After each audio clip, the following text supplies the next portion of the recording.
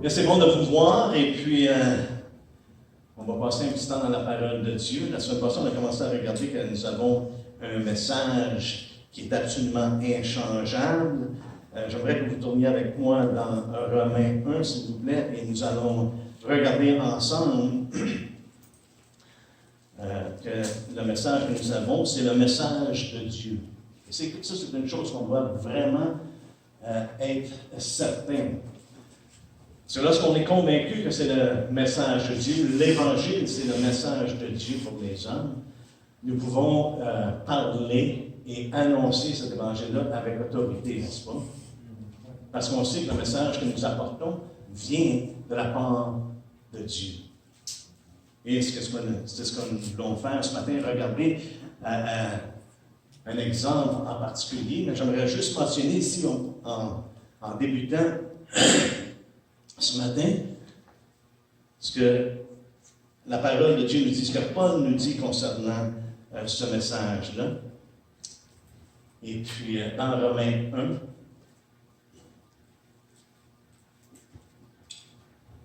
1, ça nous dit, Paul, serviteur de Jésus-Christ, au premier verset, appelé à être apôtre, mis à part pour annoncer l'Évangile de Dieu.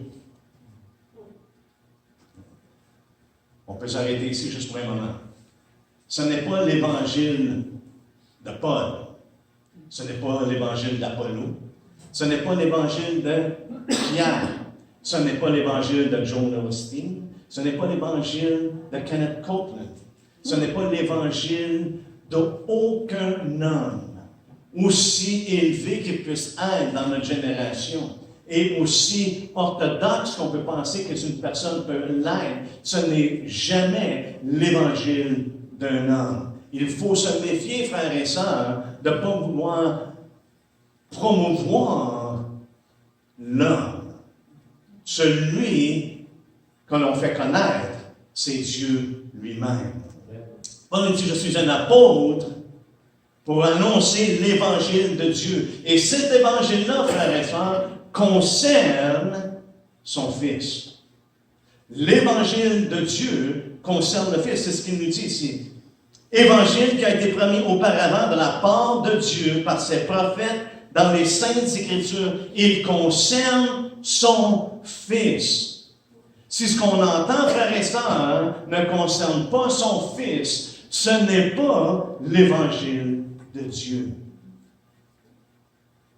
Et Paul, pour vraiment emmener le point, il nous dit, on va simplement voir au verset 9, il dit, Dieu que je sers en mon esprit dans l'évangile de son Fils. Donc l'évangile de Dieu concerne son Fils. Ça devient l'évangile de son Fils. Frères et sœurs, vous et moi, on est appelés à prêcher Christ. Comme Paul a dit, ce que nous avons fait en rendant témoignage de Dieu, c'est que nous avons prêché non pas Paul, non pas Apollo, non pas Céphas, mais nous avons prêché Christ et Christ crucifié.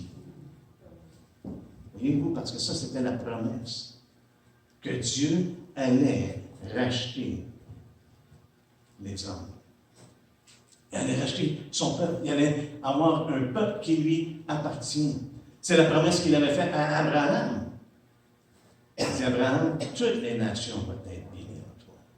Toutes les familles de l'Israël vont être bénies en toi. Et c'est un message que nous avons adressé à tous les hommes. Il dit, je le sens, mon esprit, dans l'évangile de son Fils. L'évangile de son Fils. Et Dieu m'est témoin que je ne cesse de faire mention de vous, demandant continuellement dans mes prières, afin d'avoir, par sa volonté, le bonheur d'aller vers vous. Est-ce qu'on trouve un bonheur à faire connaître Jésus-Christ? Amen. Est-ce qu'on trouve un bonheur d'annoncer l'Évangile de Dieu? Et qu'on peut le faire avec assurance, frères et sœurs, parce qu'on sait ce qu'on dit vient de lui. Lorsqu'on prêche Jésus-Christ. Lorsqu'on élève Jésus-Christ. Et cet évangile-là, l'évangile de Dieu, Paul nous dit un peu plus loin au verset 16, il dit, cet évangile-là, j'en ai point honte de l'évangile, c'est la puissance de Dieu pour le salut de quiconque. C'est un évangile qui sauve les hommes. Sauf quiconque croit. C'est pour ça qu'on peut s'adresser à chaque personne. On peut s'adresser au monde entier. Et spécialement dans les temps dans lesquels nous sommes, frères et sœurs, on ne doit pas reculer face à l'opposition. Il va y en avoir de plus en plus d'opposition. Mais on doit avoir l'assurance et de proclamer avec autorité l'évangile de Dieu qui concerne son Fils, qui a été mis à mort pour les hommes. Dieu a démontré son amour envers nous lorsqu'on était quoi? Lorsqu'on était amis avec lui? Non, lorsqu'on était encore pécheurs, lorsqu'on était encore ennemis de Dieu. Dieu a démontré son amour envers les hommes. Donc, c'est un évangile, frères et sœurs, que nous devons de prêcher, d'annoncer. Retournons dans Actes, ce qu'on a regardé la semaine passée dans Actes. Actes 17. Nous avons lu les versets 30 et 31, mais ce matin, j'aimerais que nous puissions lire ensemble à partir du verset 16. Pour nous donner le contexte de ces deux versets-là. Et ça nous dit au verset 16, quand Paul les attendait à Athènes, il sentait au-dedans de lui son esprit s'irriter à la vue de cette ville pleine d'idoles. On va y revenir. Il s'entretenait donc dans la synagogue avec les Juifs et les hommes craignant Dieu. Et sur la place publique, chaque jour, avec ceux qu'il rencontrait. Quelques philosophes, épicuriens et stoïciens se mirent à parler avec lui, et les uns disaient, « Que veut dire ce discours-là? » D'autres, l'entendant annoncer Jésus et la résurrection, disaient, « Il semble qu'il annonce des divinités étrangères. » Alors ils le prirent et le menèrent à l'aréopage, en disant, « Pourrions-nous savoir quelle est cette nouvelle doctrine que tu enseignes? » C'est des choses qu'ils n'avaient jamais entendues avant. Et on sait que les gens d'Athènes passaient leur temps à écouter des choses. Tout ce qui était nouveau. Ils aimaient ça, entendre de la philosophie, entendre ce que les gens pensaient de la vie. Car tu nous fais entendre, au verset 20, des choses étranges. Nous voudrions donc savoir ce que cela peut être. Et tous les Athéniens et les étrangers demeurant à Athènes ne passaient leur temps qu'à dire ou à écouter des nouvelles. Paul, debout au milieu de l'aréopage, dit, « Hommes Athéniens, je vous trouve à tout égard extrêmement religieux, car en parcourant votre ville et en considérant les objets de votre dévotion, j'ai même découvert un autel avec cette inscription, à un Dieu inconnu. Ce que vous révérez sans le connaître, c'est ce que je vous annonce. Le Dieu qui a fait le monde et tout ce qui s'y trouve, étant le Seigneur du ciel et de la terre, n'habite point dans des temples faits de main d'homme. Il n'est point servi par des mains humaines, comme s'il avait besoin de quoi que ce soit. Lui qui donne à tous la vie, la respiration et toutes choses. Il a fait que tous les hommes sortis d'un seul sang habitent sur toute la surface de la terre, ayant déterminé la durée des temps et les bornes de leur demande.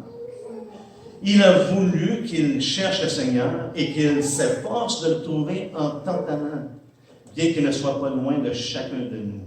Car en lui, nous avons la vie, le mouvement et l'air. C'est ce qu'ont dit aussi quelques-uns de vos poètes.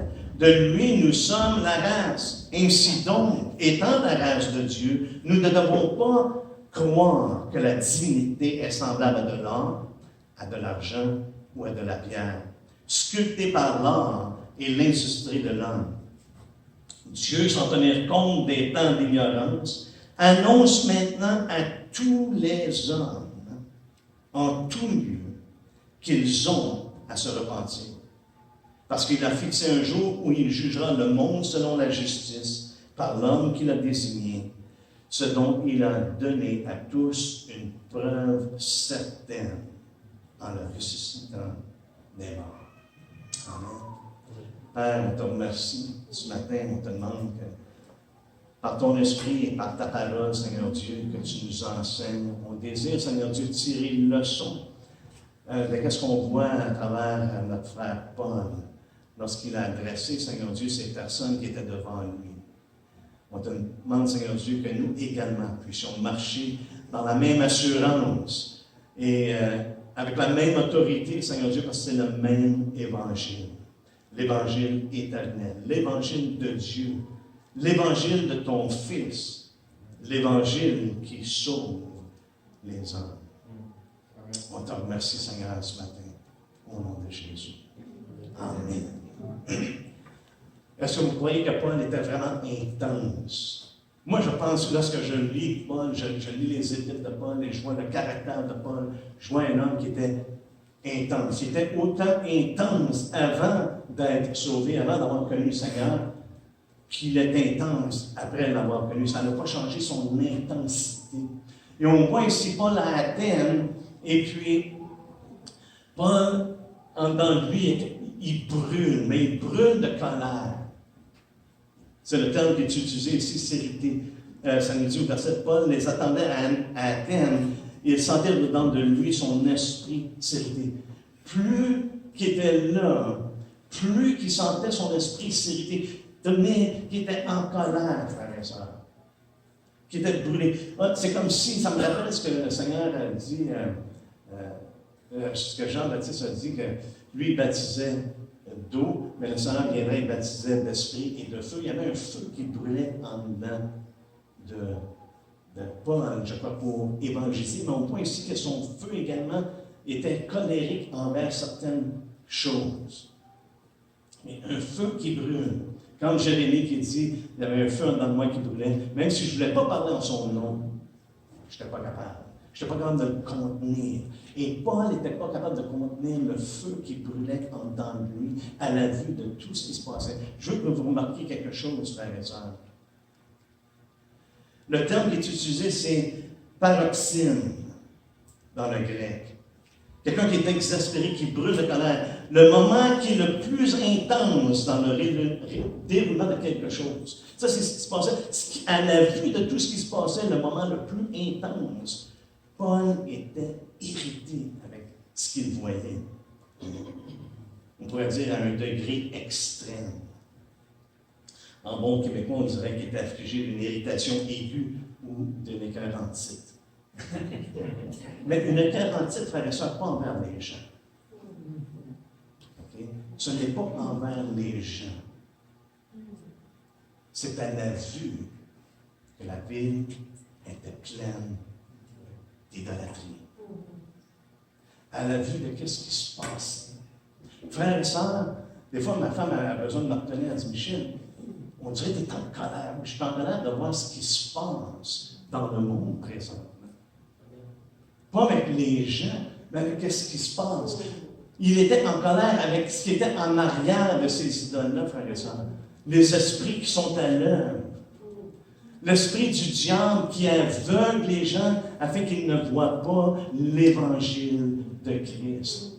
C'est ça qui était en colère. C'est ça qui l'aimait. C'est ça qui brûlait en dedans de lui. Et non pas après les gens disaient, une gang d'innocents.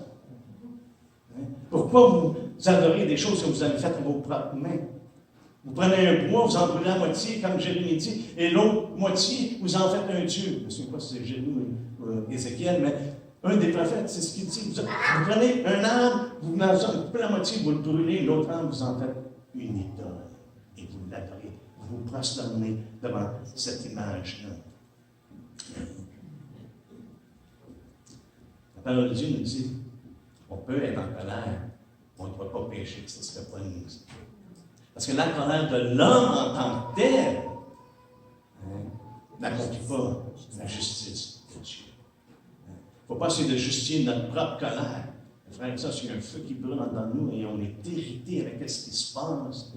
Et ça nous pousse à agir et non pas à se plaindre.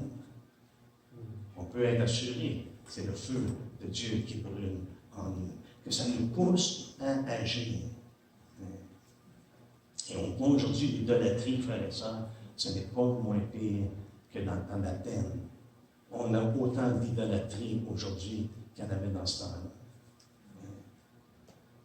On le retrouve aujourd'hui dans nos jours, on a la tendance de vouloir élever l'homme, et l'homme a la tendance de vouloir s'élever. Et le diable nous tente afin qu'on s'élève. Il le fait dans le jardin et ça continue et continuellement à essayer d'élever l'homme, n'est-ce pas? Et on a entendu souvent des témoignages de personnes qui ont vendu, qui disent leurs âmes au diable, justement, pour connaître le succès. Et on sait que le diable dit toutes ces choses-là, que lorsqu'il a montré les royaumes à Jésus, il dit tout ça, ça m'a été donné, je le donne à qui je veux. N'est-ce pas? Pierre, Paul nous dit également que la cupidité, c'est quoi? C'est une idolâtrie. Et on vit dans une génération, frères et sœurs, où ce que la cupidité est promue. Hein? Vous pouvez atteindre vos plus hauts sommets. Vous pouvez être ce que vous voulez être. Et toujours dans le but du succès et d'accumuler la louange des autres qui nous entourent. Le Seigneur nous dit lui-même que celui qui s'élèvera sera abaissé. Il va y avoir un temps où les hommes vont être abaissés. Il est mieux pour nous de s'abaisser, de ne pas avoir une opinion trop haute de nous-mêmes. Paul dit en tant qu'apôtre, ils ont les derniers des hommes. On l'a pas amené à mettre prise dans le passé. Mais ça l'a poussé à agir, frères et sœurs. Et ce matin, c'est ce que j'aimerais que la parole de Dieu fasse. Ça nous pousse à agir. On a un feu qui brûle dans nous. On a encore une tâche. Tant aussi longtemps qu'on est ici, frères et sœurs, qu'on a le souffle de vie, on a une tâche. Que ça nous pousse à agir. Et on voit ici Paul, au verset 17, ça nous dit « Il s'entretenait donc dans la synagogue avec les Juifs et les hommes craignant Dieu, et sur la place publique chaque jour avec ceux qu'il rencontrait. » Paul n'était pas assis à rien faire en attendant que les autres viennent le rejoindre. Mais ce feu-là qui brûlant dans lui l'a poussé à agir, autant dans la synagogue ou dans la place publique. Et on sait qu'à Athènes, à Grèce, il y avait beaucoup de philosophes, n'est-ce pas, des personnes qui sont sorties de là. On a les Socrates, Platon, Aristote. Et c'est pour ça que ça nous dit que les gens aimaient ça, entendre des nouvelles affaires. Aimaient la philosophie. Ils aimaient s'interroger et discuter la raison et la cause des choses. Même ils s'abandonnaient à la poursuite de la sagesse et du savoir. Ça, c'était la coutume grecque. C'était leur culture. Et on voit ici que Paul a fait face à des gens qui sortaient de certaines écoles. Au verset 18, quelques philosophes épicuriens et stoïciens se mirent à discuter avec lui, et Paul les a engagés là où ils sont. Et je crois que c'est important pour nous également d'être prêts à engager les gens là où ils sont, quelle que soit leur philosophie, et non pas regarder du haut de notre nez, ou alors les écarter parce que eux autres, ils peuvent être dangereux. Oui, ils peuvent être dangereux parce qu'ils peuvent faire dévier les gens, les écarter, les égarer, mais on doit, par contre, ne pas reculer, mais parler avec autorité concernant les choses de Dieu. Et ces personnes-là, deux différents groupes de philosophie, mais qu'on retrouve encore de nos jours. Regardez ce qui était leur ligne de pensée. Les épicuriens, principalement, leur but, c'était le plaisir et le bonheur. Bon, c'est une philosophie qui a passé à travers les siècles. Le plaisir et le bonheur. On a même des films qui sont faits, la poursuite du bonheur. C'est devenu une idole de nos jours, de poursuivre le bonheur, de poursuivre le plaisir. Les gens aiment plus le plaisir qu'ils aiment Dieu. Mais en même temps, ils ont une certaine moralité parce qu'ils aiment l'humanité. Ils aiment l'humanité, ils aiment les hommes. Autrement dit, c'est un athéisme pratique. Dans leur tête, si les dieux existent, ils n'ont rien à voir avec les affaires des hommes. Ça, c'était leur ligne de pensée. Ils ne croyaient pas nécessairement en Dieu, mais ils disaient, s'il y a des dieux, ils n'ont rien à voir avec nous autres. Est-ce qu'on retrouve ça de nos jours? J'ai entendu même des leaders dire, ce Dieu-là, j'aimerais bien sûr qu'il soit là, mais ne sont pas certains. Autrement dit, c'est ce qu'ils disent. Exactement la même philosophie. Si Dieu existe, c'est évident qu'il n'y a rien à voir avec ce monde. Et pourtant, la parole de Dieu est très claire. Dans Daniel, on le voit clairement, Nabuchodonosor a appris que Dieu était impliqué dans les affaires des hommes. N'est-ce pas? Au point de manger de l'herbe. Il a appris. Il est resté comme ça jusqu'à temps qu'il apprenne que Dieu est au-dessus de tout. Et c'est lui qui élève, mais c'est lui qui abaisse également. Et Nabuchodonosor a appris ça assez rapidement, n'est-ce pas? Mais même le Seigneur l'a dit à Pilate, je pense qu'on l'a mentionné la semaine passée, tu n'aurais pas d'autorité sur moi, à moins que ça te soit donné d'en haut. Dieu est impliqué dans les choses, les hommes. Et il l'a prouvé en envoyant son Fils. D'une façon certaine, en le ressuscitant des morts. Les stoïciens, eux, c'était plutôt des panthéismes. Dieu et l'univers. Autrement dit, c'était des déterministes que la destinée, c'est ça. Il faut s'enligner avec la destinée. On n'a rien à voir avec ces choses-là, mais il faut s'enligner avec la destinée. Puis, entre-temps, on fait ce qu'on a de mieux. On fait ce qui est mieux. C'est la maîtrise de soi. Pour eux, la vertu, c'était le seul bien pour les êtres humains. Et cela, c'était de se résigner à l'égard de la destinée. Mais ça les emmenait également à marcher d'une façon d'acquérir courage et sobriété, nobilité, être autosuffisant. Pour ceux qui étaient là, les mercredis soirs, on avait regardé ça plus en profondeur, n'est-ce pas, ces philosophies-là, lorsqu'on a commencé à passer à travers le livre des Actes des Apôtres. On voit l'Église à travers les Actes des Apôtres et comment est-ce que l'Église a agi. Et justement, on a parlé de ça, de l'autosuffisance qui produit un orgueil démesuré. Ça, c'était leur attitude. Et la raison pourquoi je mentionne ça, parce que je vois qu'à travers les siècles, on a encore la même philosophie qui est à l'œuvre. Les gens croient, Dieu, l'univers. Hein? C'est pour ça que de nos jours, on entend de plus en plus, on est spirituel. Avez-vous entendu ça? Non, je suis vraiment spirituel. Vraiment spirituel. Autrement dit, on est en connexion avec Dieu, l'univers et toutes ces choses-là. Et puis maintenant, on est autosuffisant parce qu'on a cette spiritualité-là. Qu'est-ce que ça fait? Ça enfle la tête des hommes. Ça enfle le cœur de l'homme. Ils se pensent bien corrects. Mais Paul n'a pas eu crainte de ça. Ça ne l'a pas influencé. Il a un message qui vient de la part de Dieu, qui concerne le Fils de Dieu et l'œuvre qu'il a accomplie. Il était déterminé de l'annoncer, coûte que coûte, même s'il avait beaucoup d'opposition pour le faire. On voit également au verset 18, à la fin du verset 18, lorsqu'il parlait des philosophes de ce temps-là, disent, que veut dire ce discours-là? D'autres, l'entendant annoncer Jésus et la résurrection, disaient, il semble qu'il annonce des divinités étrangères. Le fait que Paul parlait de Jésus et de la résurrection, le terme qui est utilisé pour résurrection, c'est anastasis. Donc, ça semblait comme un nom de divinité. Pour eux autres, dans leur tête, ils disaient, il annonce quelque chose de nouveau. Là, on veut savoir ce qu'il veut dire. Et ils l'ont né à l'aréopage. Et l'aréopage, dans le passé, c'était une place où c'était comme la Cour suprême.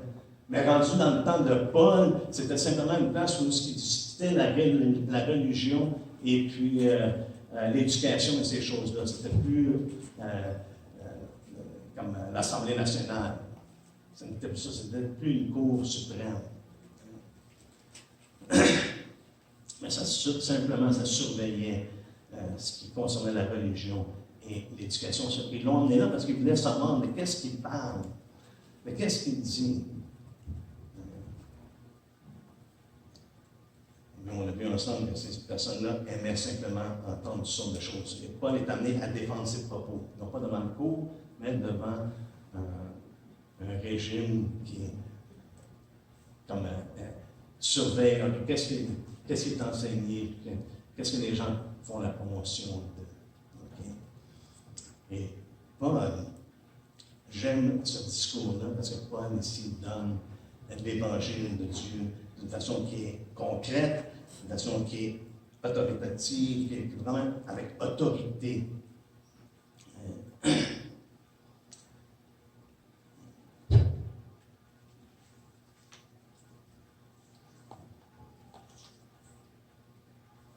Son approche sans compromis. On va commencer à lire à partir du verset 22. Ça dit, Paul debout au milieu de l'aréopage dit, homme athénéen, je vous trouve à tout égard extrêmement religieux, car en parcourant votre ville et en considérant les objets de votre dévotion, j'ai même trouvé un autel avec cette inscription à un Dieu inconnu. Quelle belle opportunité pour Paul de leur faire connaître le Dieu qu'il disait inconnu. Paul se sert de ça justement pour révéler le Dieu véritable. Et la façon qu'il le fait, frères et sœurs, il affirme que Dieu est créateur. Ce n'est pas Dieu et l'univers, c'est Dieu est créateur. Dieu est au-delà et séparé de la création. Il est, lui, le créateur du ciel et de la terre. Et c'est comme ça qu'il fait, qui entre en communication avec les gens qui sont là. Il établit premièrement que celui par lequel il les adresse, il est le Dieu créateur. Regardez ce qu'il dit au verset 24. Le Dieu qui a fait le monde et tout ce qui s'y trouve, étant le Seigneur du ciel et de la terre, n'habite point dans des tentes pleines de main d'homme. Frères et sœurs, non seulement qu'il adresse, je crois ici, que Dieu est créateur. Il n'y en a aucun qui se compare avec lui, mais également que rien que l'homme de lui-même puisse faire pour plaire à Dieu. De lui-même. Il n'y a aucun effort, il n'y a rien qu'on peut bâtir, il n'y a rien qu'on peut offrir pour essayer de se racheter. Mais l'on démontre que Dieu n'habite pas dans des lieux faits de main d'homme. Et même il nous dit, il n'est point servi au verset 25 par des mains humaines. Au verset 29, il nous dit, on ne peut pas penser que la divinité soit semblable à de l'or, de l'argent et de l'industrie sculptée par l'art et l'industrie de l'homme. Ce n'est pas par les hommes. Dieu est celui qui se révèle. Ce n'est pas la conception de notre imagination. Avez-vous déjà entendu des gens dire, le fait que les hommes parlent de Dieu ou croient en Dieu, c'est le produit de leur imagination. Ils sont imaginés que Dieu doit être là. Mais ici, Paul a complètement en compte. Il dit non. Dieu est celui qui s'est révélé. Il s'est révélé à travers sa création. Ce n'est pas à travers les choses de ce monde. Il s'est révélé aux hommes par Jésus-Christ. Il l'a fait dans le passé à travers les prophètes. Il l'a fait à travers sa création. Mais dans les derniers temps, il l'a fait par son Fils. Et ça, c'est l'évangile de son Fils, frères et sœurs, que nous proclamons. De la même manière qu'eux l'ont proclamé, que Paul l'a proclamé. La création, autrement dit également la chute de l'homme. L'homme est déchu. L'homme a péché dès le début. Et tout effort et tentative de lui plaire sont pratiquement vaines et futiles. Il est impossible de plaire à Dieu comme sans la foi. Il est impossible de plaire à Dieu. Parce que celui qui vient à lui, c'est ça. Hébreux 11:6, j'ai un blanc. Sans la foi, il est impossible de croire à Dieu, car celui qui s'approche de Dieu, c'est ça le mot qui manquait, s'approche de Dieu, doit croire qu'il existe et qu'il est le rémunérateur de ceux qui le cherchent. C'est Dieu qui se révèle. Et ce n'est pas par nos hommes, ce n'est pas par nos propres tentatives.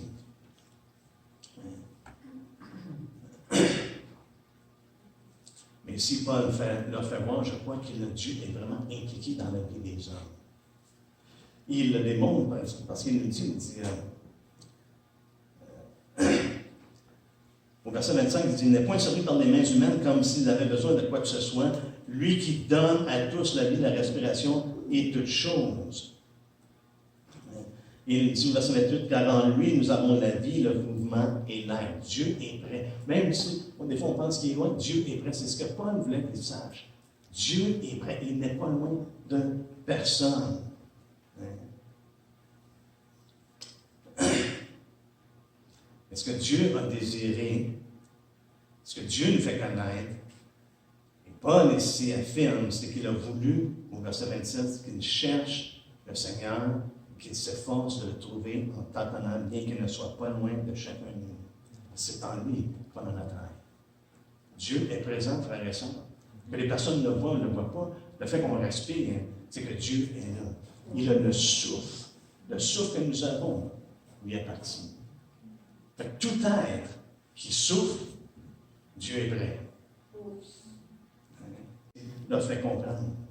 On ne peut pas s'imaginer Dieu. Il est au-delà de notre imagination. Nous avons besoin que Dieu se révèle. Et frères et sœurs, nous avons le mandat de le faire connaître. Ce Dieu qui s'est révélé.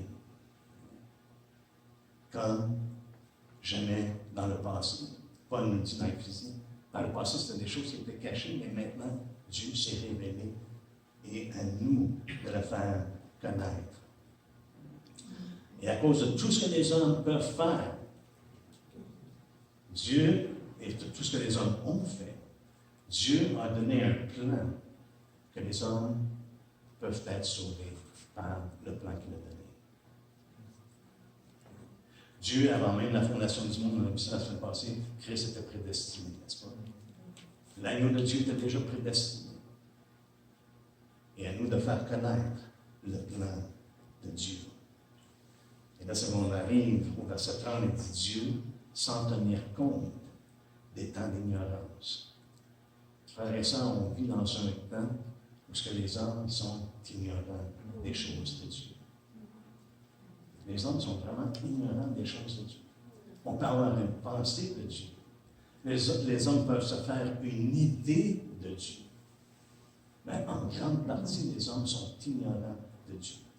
Et ce qui est malheureux, c'est que parfois, lorsque les hommes regardent à l'Église, au lieu d'être éclairés, parce qu'on devrait être une lumière dans ce monde, n'est-ce pas?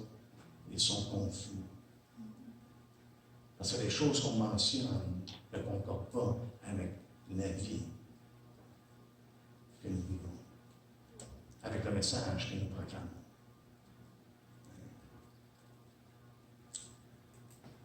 Mais ici, Paul annonce la réponse, la solution. Dieu, sans tenir compte des temps d'ignorance, annonce maintenant à tous les hommes. Ce n'est pas limité, il annonce à tous les hommes. Et savez-vous, le terme annonce, et on a vu ça les mercredis soirs, le terme annonce a une autorité qu'on ne retrouve pas nécessairement en français, annonce. Mais c'est quelqu'un qui annonçait avec autorité, parce qu'il avait l'autorité de proclamer un message spécifique. Un message de la part d'une personne qui avait autorité. En anglais, même dans quelques versions francophones, ça nous dit « Dieu, sans tenir compte des temps d'ignorance, commande maintenant. » Ou « ordonne maintenant. » Et on voit ici, lorsqu'une chose est commandée, lorsqu'une chose est ordonnée, ça demande une réponse de la part des hommes. Ça demande, et ça met une obligation sur les hommes. Dieu, sans tenir compte des temps d'ignorance, annonce maintenant à tous les hommes, ou commande maintenant à tous les hommes en tout lieu qu'ils ont à se repentir. Ce n'est pas simplement un message qui est limité, mais c'est un message qui doit être prêché à toutes les nations et à tous les hommes en tout lieu. Continuellement, frères et sœurs. Parce que Dieu a commandé aux hommes de se repentir. Et ce que je trouve triste, c'est que souvent dans nos jours, j'ai entendu des prédicateurs dire que si tu prêches la repentance, tu prêches les bonnes œuvres. Comme si la repentance était une œuvre. Mais ça, ce n'est pas l'évangile de Dieu. Pourquoi? Parce que ce n'est pas l'évangile de son Fils. Ici, Dieu commande que les hommes se repentent. Qui suis-je, moi, pour dire que la repentance est une œuvre? Parce qu'on sait fort bien que pas un homme va être sauvé par les œuvres de la loi ou par ses bonnes œuvres. Dieu ne nous commande pas d'essayer de se sauver nous-mêmes à travers l'œuvre de la repentance. Mais Dieu veut nous emmener avec le fait que nous sommes pécheurs et que nous sommes dans un besoin que nul autre ne peut rencontrer que Jésus-Christ. Donc, la nécessité de se repentir. On doit faire face. Et frères et sœurs, on se doit également d'emmener les gens de réaliser que Dieu est créateur. C'est lui qui est l'autorité suprême et c'est lui qui dicte les choses telles qu'elles sont et non pas selon les termes des hommes. Et c'est pour ça que je crois que c'est important d'établir que Dieu est créateur. Avez-vous remarqué dans notre génération, on veut éliminer Dieu en tant que créateur.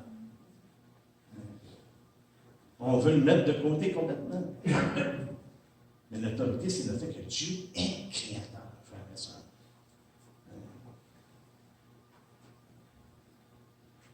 De l'annoncer à tous les hommes en tout lieu. On va juste faire un petit survol, on l'a mentionné dans le passé, mais juste faire un petit survol, comme si, est-ce que Paul a simplement dit ça aux Athéniens? Ou si c'était son habitude de prêcher la repentance.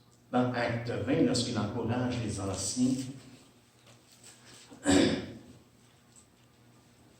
il leur dit, au verset 20, « Vous savez que je n'ai rien caché de ce qui vous était utile, et que je n'ai pas craint de prêcher et de vous enseigner publiquement et dans les maisons, annonçant aux Juifs et aux Grecs la repentance envers Dieu et la foi en notre Seigneur Jésus-Christ. » Paul avait le même message. Le même message que Jésus avait, le même message que Jean-Baptiste avait, le même message que Pierre avait. Paul proclamait le même message.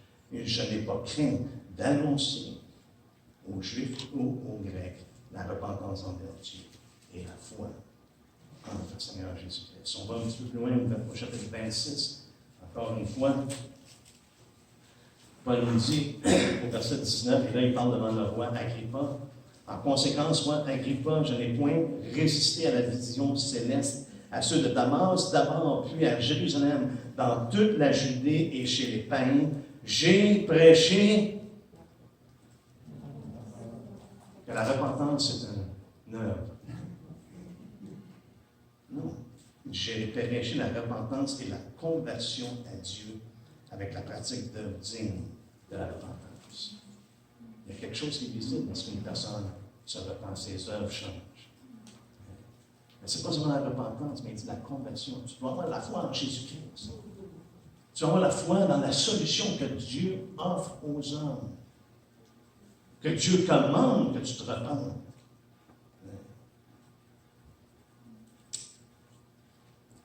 On va aller dans Luc 22. Et ça, c'est des choses qu'on a regardées ensemble à maintes reprises. Mais je crois que c'est une nécessité, frères et sœurs, parce que ça nous aide également à témoigner et à venir au point. Notre point, ce n'est pas de dire que Jésus vous aime. Oui, c'est une bonne chose de dire que Jésus vous aime. Mais ce n'est pas le point de l'Évangile. Le point de l'Évangile, c'est de dire Dieu a tant aimé le monde qu'il a donné son Fils unique. Afin que quiconque croit en lui ne périsse point, mais ait la vie éternelle. Le point, c'est d'emmener les gens à voir qu'ils sont pécheurs et qu'ils ont besoin d'un sauveur. Et ce sauveur-là, c'est Jésus-Christ. Et la simplicité de l'Évangile, c'est repentez-vous. Repentez-vous. Et ayez la foi en Jésus-Christ. Jésus lui-même nous dit, on va continuer dans verset 45 pour le temps. Ça nous dit, alors il a ouvert l'esprit, afin qu'il comprenne les Écritures. Et ça, c'est important, frères et sœurs. Parce que tout ce que Jésus a fait, c'était l'accomplissement de ce qui était écrit à propos de lui, n'est-ce pas? C'est ce qu'il nous dit au verset 44. Verset 46, ça nous dit, et il leur dit, ainsi il est écrit que le Christ souffrirait et qu'il ressusciterait des morts le 3e jour. Et regardez également ce qui est écrit. Jésus est en train de leur dire, il est écrit que le Christ souffrirait, qu'il ressusciterait des morts le troisième jour, et que la repentance et le pardon des péchés seraient prêchés en son nom à toutes les nations. C'est Jésus qui dit c'est écrit. Hein? C'est Luc 24. Luc 24, commence au verset 45. Mais il serait prêché en son nom à toutes les nations, à commencer par Jérusalem, et vous êtes témoins de ces choses. Et le Seigneur a dit, vous ne ferez pas ça par vous autres mêmes, et je vais vous envoyer la promesse du Père. Alléluia. Frères et sœurs, nous avons en nous l'Esprit de Dieu. Et l'Esprit de Dieu, ça nous dit quoi? Il glorifie le Fils. Donc, ça va être l'Évangile du Fils. Ça va être l'Évangile de Dieu qui concerne le Fils que nous allons prêcher. Alléluia. Paul ici dit également au verset 31. Bon, on va juste relire le verset 30. Dieu, sans tenir compte des temps d'ignorance, annonce, donne, commande maintenant à tous les hommes, en tout lieu, qu'ils ont à se repentir. Ce n'est pas qu'un choix. Le choix, c'est de se repentir. Vous ne vous repentez pas, il va y avoir conséquences. Pourquoi? Parce qu'il a fixé un jour où il jugera le monde selon la justice par l'homme qu'il a désigné, ce dont il a donné à tous une preuve certaine. Et quelle preuve qu'il a donnée? C'est qu'il a ressuscité Jésus-Christ entre les morts. Aussi certain que Christ est ressuscité, aussi certain que le jugement est à venir. Que Dieu va juger les hommes. Et c'est pour ça qu'il lance ce commandement-là, cette annonce-là, avec autorité que les hommes ont à se repentir. Il annonce la repentance, comme Jésus a dit, c'est écrit que ça va être prêché en son nom à toutes les nations. Et Jésus a envoyé ses disciples, a envoyé ses apôtres, et il nous envoie maintenant dans notre génération. Mais ce n'est pas pour leur dire une belle histoire, comment est-ce que Dieu les aime, sans les emmener à faire face à leurs besoins de se repentir de leurs péchés et de croire en Jésus-Christ. Sinon, on n'a pas fait, je ne pense pas qu'on a prêché l'Évangile, à moins qu'on amène les gens à faire face à leurs besoins. De réaliser leurs besoins.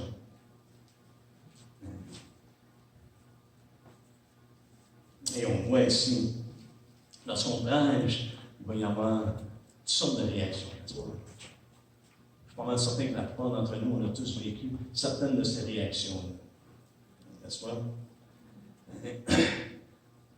Prêcher sans compromis, de prêcher vraiment l'Évangile, frères et sœurs, ce n'est pas facile de se faire un nom. On n'a pas essayé de plaire aux hommes. On n'a pas essayé de se faire un nom. Ou de se faire connaître. Paul dit, qu'est-ce qu'il n'y a pas de nous? C'est juste des hommes, des serviteurs. Notre responsabilité est devant Dieu. Il faut faire attention de ne pas confondre la popularité pour puissance. Des fois, on pense plus qu'une personne est populaire, oh man, mais on a puissance. Non. La popularité n'égale pas puissance. Dieu, merci, mon Dieu, il a choisi les choses folles. Alléluia. Les choses folles. Il n'a pas choisi les grandes choses. Merci Seigneur. Il n'a pas choisi les hommes les plus populaires, mais choisi les faibles. Notre objectif, frères et sœurs, pour vous et moi, c'est de connaître Dieu et de le faire connaître. On voit dans Philippiens 3 que Paul, malgré l'expérience qu'il a eue, malgré la vie qu'il avait, a considéré toutes les choses du passé, c'est comme de la boue. Ça ne compare même pas avec l'excellence de connaître Jésus-Christ. Et c'est ce qu'on se doit de faire. Mais la réponse des gens, ou la réaction des gens, au verset 32, ça nous dit, lorsqu'ils entendirent parler de résurrection des morts, les uns se moquèrent. On peut récolter de la moquerie, frères et sœurs, en partageant l'Évangile. Et des fois, ce qui nous moque, ce qui nous fait peur, ou ce qui nous retient, c'est parce que des fois, on pense qu'est-ce qui va se passer après que j'ai partagé? On n'a pas besoin d'essayer de penser qu'est-ce qui va se passer, parce qu'il va y avoir différentes réactions, frères et sœurs. Des fois, les gens qu'on pense que ça va bien aller, ça va des fois plus mal. Des fois, les gens qu'on pense que ça arrivera pas bien, des fois, c'est ça qui tourne le mieux. Mais il y en a qui se sont moqués. Les autres disent, nous t'attendrons là-dessus une autre fois. Et souvent, c'est le cas. OK, j'en ai attendu. Je t'attendrai plus tard. Mais ça fasse mon affaire, mais j'ai le temps. Mais il y en a d'autres, par contre. Ça nous dit que Paul se retira du milieu d'eux. Quelques-uns, néanmoins, s'attachèrent à lui et crurent. Il y en a qui ont cru. Merci Seigneur. Nous sommes venus à croire. Parce qu'on a entendu la parole de Dieu. Et l'Esprit de Dieu nous a convaincus. On voit ici que Paul, je crois, dans son adresse, a prêché selon l'Esprit. Qu'est-ce que l'Esprit fait? Il convainc le monde de péché, de justice et de jugement. Si vraiment nous prêchons l'Évangile, selon Dieu, selon l'Esprit de Dieu, frères et sœurs, il va y avoir un message qui va emmener les gens à être convaincus. Ils ont besoin de se repentir. De justice. La justice ne se tient pas par nos œuvres. On n'aurait pu rien faire. On ne peut pas mentir à Dieu quelque chose de merveilleux et dire, oh, on est justifié devant lui. Non. La justice se tient par la foi. C'est ce que Paul prêche dans le monde. C'est par la foi. Et il y a assurément le jugement à venir. Et l'Esprit de Dieu met une emphase là-dessus.